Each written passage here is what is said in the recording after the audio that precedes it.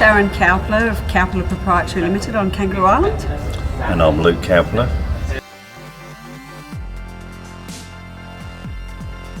Super stoked. Shocked actually.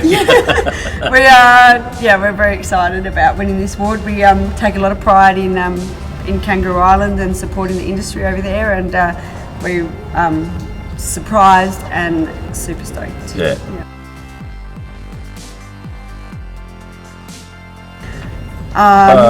Well, on Kangaroo Island, it's for us really. It's about the apprenticeship base that we run. So we've got quite a few apprentices local. That it's about keeping youth on the island, and we are able to keep that.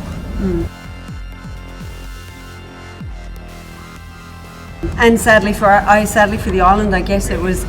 The bushfires unfortunately were a big impetus and a incentive for us to develop a new product, I guess, with our housing and modular and recovery housing, and then we've been able to back it up with our apprentices and a whole industry, supporting our local community and local industry. So we're really excited. Thank you.